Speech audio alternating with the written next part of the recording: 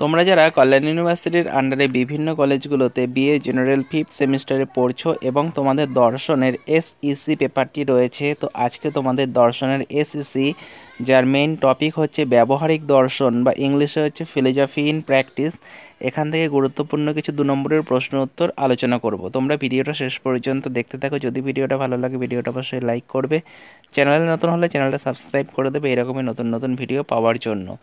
প্রথম প্রশ্ন দেখো, দর্শন কি? উত্তর, যে শাস্ত্র দৃশ্যমান জগতের অন্তরালে থাকা পরম সত্তার স্বরূপের সন্ধান করে সমগ্র জগৎ ও জীবন সম্পর্কে সুসংহত যুক্তিপূর্ণ এবং সামগ্রিক জ্ঞান দেয় এবং তার মূল্য নির্ধারণ করে, তাকে দর্শন বলে। পরের প্রশ্ন, দর্শন শব্দের ব্যুৎপত্তিগত অর্থ কী? উত্তর, দর্শন শব্দের ইংরেজি প্রতিশব্দ ফিলোজফি। ফিলোজফি শব্দটি দুটি গ্রিক শব্দ থেকে উৎপন্ন হয়েছে। শব্দ দুটি হলো ফিলোস এবং সোফিয়া। ফিলোস শব্দের অর্থ অনুরাগ বা প্রীতি এবং সোফিয়া শব্দের অর্থ হলো জ্ঞান। সুতরাং ফিলোজফি শব্দটির ব্যুৎপত্তিগত অর্থ হলো জ্ঞানের প্রতি অনুরাগ। পরের প্রশ্ন, দর্শনের সাধারণ বৈশিষ্ট্যগুলি উল্লেখ করো। উত্তর, দর্শনের বৈশিষ্ট্যগুলো নিম্নরূপ। 1 নম্বর, দর্শন হচ্ছে বিশ্বের এক সামগ্রিক অধ্যয়ন। 2 নম্বর, মূল্য বা আদর্শের বিচার দার্শনিক চিন্তায় এক অসাধারণ মাত্রা যোগ করেছে।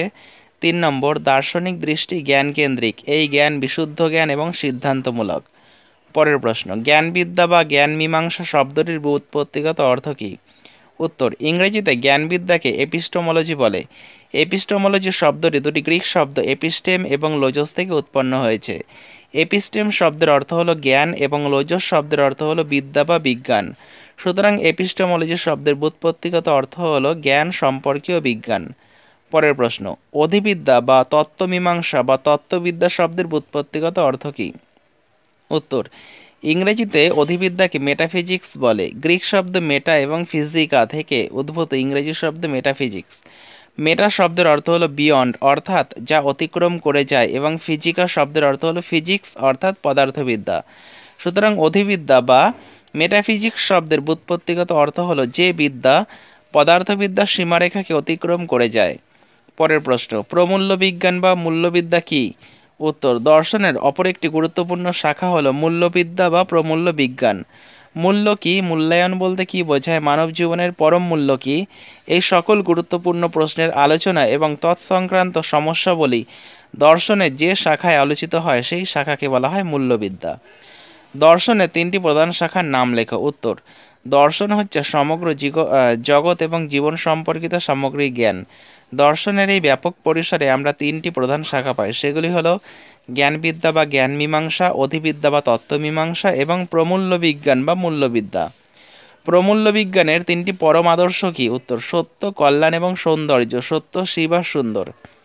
ব্যবহারিক নীতিবিদ্যা কি, বা বলবে প্রায়োগিক নীতিবিজ্ঞান কি? উত্তর, সমাজে বসবাসকারী মানুষের ব্যক্তিগত, পরিবেশগত, সামাজিক, সাংস্কৃতিক অর্থাৎ জীবন প্রণালী সম্পর্কিত সমস্যা এবং এসব সমস্যা সমাধানকল্পে নৈতিক নিয়মাবলী প্রয়োগের প্রক্রিয়াকে ব্যবহারিক নীতিবিদ্যা বলে।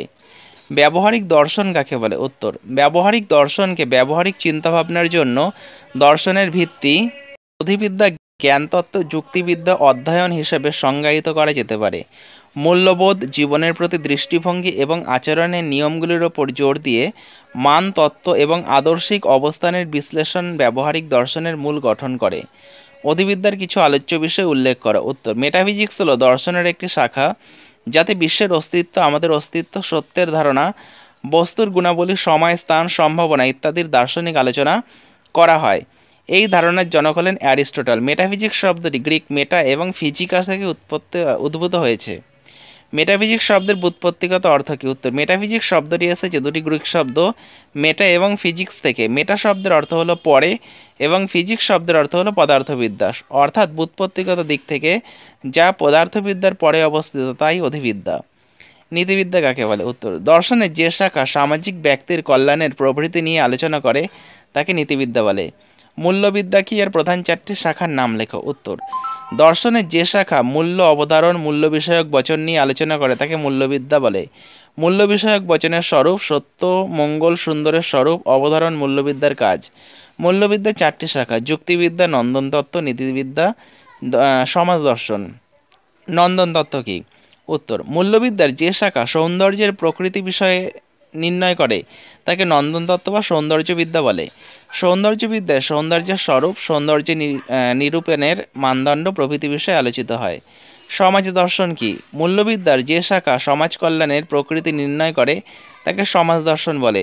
সামাজিক রীতিনীতি, আচার অনুষ্ঠান, প্রতিষ্ঠান প্রভৃতির মূলে কোন উদ্দেশ্য, আদর্শ ও মূল্য আছে কিনা এসব বিষয়ে সমাজ দর্শনে আলোচিত হয়। ফিলোজফি ও দর্শনের পার্থক্যগুলি কি কি? উত্তর: দর্শনে সত্যের ব্যবহারিক উপলব্ধির উপর গুরুত্ব দেওয়া হয়। অপরদিকে ফিলোজফিতে শুধু সত্যের আবিষ্কারের কথা বলা হয়।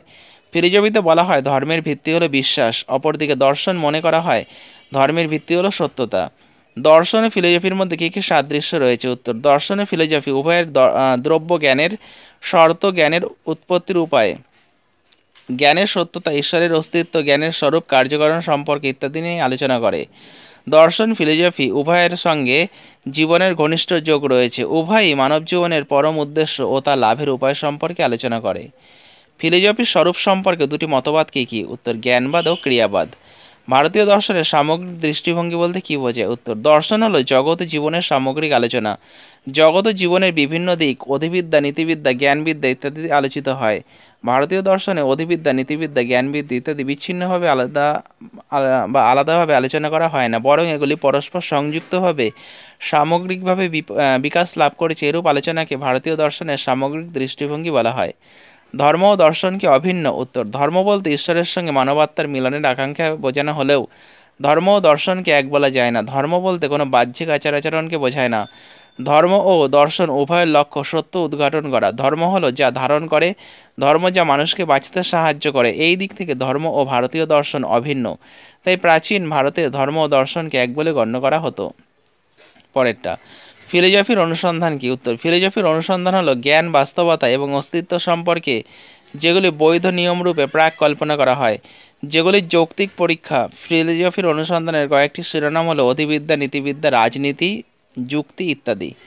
প্রমাণ কাকে বলে? ভারতীয় দর্শনে যথার্থ অনুভবকে প্রমা বলা হয়। এই প্রমার যে অসাধারণ কারণ তাই হলো প্রমাণ। ভারতীয় দর্শনে 6টি প্রমাণের পরিচয় পাওয়া যায়। এই 6টি প্রমাণ হলো প্রত্যক্ষ, অনুমান, উপমান, শব্দ, অর্থাপত্তি এবং অনুপলব্ধি। অনুব্যবসায় কি? ভারতীয় দর্শনে জ্ঞানকে অনুব্যবসায় বলা হয়। ঘট জ্ঞান হওয়ার পর যখন জ্ঞান হয় যে আমি জানি যে আমি ঘট জানি, তখন তা হলো অনুব্যবসায়। তোমরা এই প্রশ্নগুলো খাতায় নোট করে মুখস্থ করতে থাকো। পরের ভিডিওতে পরের প্রশ্নগুলো আলোচনা করা হবে। আর তোমরা যারা যারা মনে করছো ফিফথ সেমিস্টারে জেনারেল কোর্সের বিভিন্ন বা অনার্সের ডিএসসি পেপারের বিভিন্ন নোটস সংগ্রহ করবে, তো সেক্ষেত্রে তোমরা স্ক্রিনে দেওয়া নম্বরে যোগাযোগ করো। তোমরা ইতিহাস, রাষ্ট্রবিজ্ঞান, দর্শন, সংস্কৃত, শিক্ষাবিজ্ঞান বিভিন্ন বিষয়ের নোটস সংগ্রহ করতে পারো। তো ভিডিওটা শেষ পর্যন্ত দেখার জন্য তোমাদের অসংখ্য ধন্যবাদ।